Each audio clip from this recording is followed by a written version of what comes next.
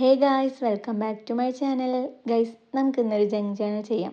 സത്യം പറയാലോ, ഞാനിപ്പോൾ ജങ്ക് ജേണൽ അഡിക്റ്റായി മാറിയിരിക്കുകയാണ്. ഇപ്പം കയ്യിൽ കിട്ടുന്ന ചോക്ലേറ്റിൻ്റെയും ബിസ്ക്കറ്റിൻ്റെയും കവറൊന്നും കളയുന്നില്ല, എല്ലാം എടുത്തു വെക്കുകയാണ്. എന്താണെന്നറിയില്ല, ഇപ്പം സാധാ ജേണലിങ് ചെയ്യുന്നതിനേക്കാൾ കൂടുതൽ ഇഷ്ടം ജങ്ക് ജേണൽ ചെയ്യാനാണ്. ഇപ്പം ഈ ജങ്ക് ജേണലൊക്കെ ചെയ്തത് കാണുമ്പോൾ എനിക്ക് എൻ്റെ ഒരു ഫ്രണ്ടിനെയാണ് ഓർമ്മ വരുന്നത്. ഞാൻ ഹൈസ്കൂളിൽ പഠിക്കുന്ന സമയത്ത് എൻ്റെ ഒരു ഫ്രണ്ട് ഉണ്ടായിരുന്നു.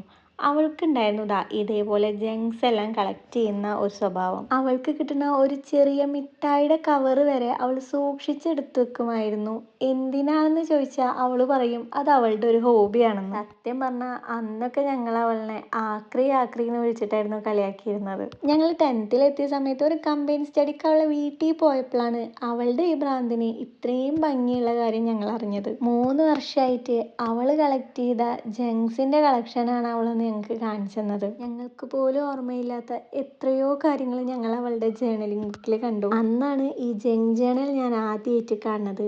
ഈ പേര് ജങ്ക് ജേണൽ എന്നത് ഇപ്പോൾ വന്ന പദമാണെങ്കിലും അന്ന് അവൾ അതിന് കൊടുത്തിരുന്നത് മൈ മെമ്മറി ബുക്ക് എന്നായിരുന്നു. അതിനുശേഷം പിന്നെ ഞങ്ങൾ ആരും അവളെ ആക്രി എന്ന് വിളിച്ചിട്ട് കളിയാക്കിയിട്ടില്ല. കാരണം ഇത്രയും ക്രിയേറ്റിവിറ്റി ഉള്ള ആളിനെ ആക്രി എന്ന് വിളിച്ച് കളിയാക്കുന്നത് അത്ര നല്ല കാര്യമല്ല. ഇപ്പോൾ ഈ ജങ്ക് ജേണലൊക്കെ ചെയ്യുമ്പോൾ എനിക്ക് ഏറ്റവും കൂടുതൽ ഓർമ്മ വരുന്നത് അവളിനെയും അതേപോലെ അവളുടെ അന്നത്തെ മെമ്മറി ബുക്കുമാണ്. ഇപ്പം ഞാൻ ജങ്ക് ജേണൽ ചെയ്യുന്നതിൻ്റെ വീഡിയോ അവൾക്ക് അയച്ചു കൊടുത്തു. അവളത് കണ്ടതിന് ശേഷം പറഞ്ഞത്, പണ്ട് ഞാനിത് ചെയ്യുമ്പോൾ നിങ്ങൾ എന്നെ കളിയാക്കില്ലായിരുന്നു, ഇപ്പം അതെങ്ങനെയുണ്ട് എന്നാണ് ചോദിക്കണത്. അപ്പം പണ്ട് മുതലേ ഉണ്ട് ഓരോരുത്തർ ഇതേപോലെ ജങ്ക്സ് സൂക്ഷിക്കുന്നവർ.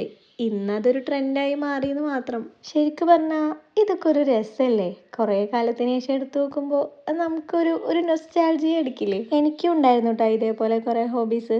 ജേണലിംഗ് അല്ല, ഒരു 7th സ്റ്റാൻഡേർഡ് മുതലേ എനിക്ക് കിട്ടുന്ന ഓരോ ക്രിസ്മസിൻ്റെയും അതേപോലെ ന്യൂ ഇയർ, ഓണം, ബക്രീദ്, അങ്ങനെ ഓരോ ഫങ്ഷൻസിനും നമ്മൾ ഫ്രണ്ട്സുകൾ തമ്മിൽ ഗ്രീറ്റിംഗ് കാർഡ്സ് അങ്ങോട്ടും ഇങ്ങോട്ടും കൈമാറും. അപ്പോൾ ഒരു 7th സ്റ്റാൻഡേർഡ് മുതലുള്ള എല്ലാ കാർഡ്സും ഇപ്പോഴും എൻ്റെ കയ്യിലിരിക്കുന്നുണ്ട്. അന്നൊക്കെ ക്രിസ്മസ്, ന്യൂ ഇയർ ഒക്കെ വരുമ്പോൾ ഒരുപാട് ഗ്രീറ്റിംഗ് കാർഡ്സുകൾ ഇറങ്ങും. Happy new year, happy Christmas എന്നൊക്കെ പറഞ്ഞിട്ട്.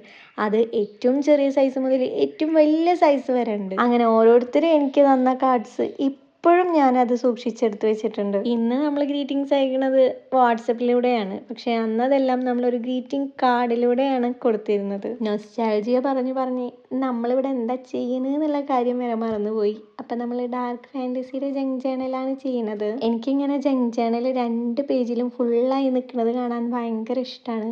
അപ്പോൾ ആ ഒരു ഡാർക്ക് ഫാൻറ്റസിയുടെ ബോക്സിൽ എന്തെല്ലാം കിട്ടിയോ അതെല്ലാം ഞാൻ കട്ട് ചെയ്തിട്ട് എടുത്തിട്ടുണ്ട്. എന്നിട്ട് ഞാൻ ഓരോന്ന് അവിടെ ഇവിടെയൊക്കെ വെച്ച് നോക്കി അത് എവിടെയാ ഭംഗിയെങ്കിൽ അവിടെ ഒട്ടിച്ചു കൊടുക്കുന്നുണ്ട്. നിങ്ങൾക്ക് വേണമെങ്കിൽ ആദ്യം എല്ലാതും ഒന്ന് വെച്ച് നോക്കി നിങ്ങൾ ഓക്കെ ആണെങ്കിൽ അതിൻ്റെ ഒരു ഫോട്ടോ എടുത്ത് വെക്കുക. എന്നിട്ട് അതിന് ശേഷം ഇതേപോലെ ഒട്ടിച്ചു കൊടുത്താൽ മതി. അപ്പോൾ ഇതാണ് നമ്മുടെ ഡാർക്ക് ഫാൻറ്റസിയുടെ ജങ്ക് ജേണലിൻ്റെ ഫൈനൽ ലുക്ക്.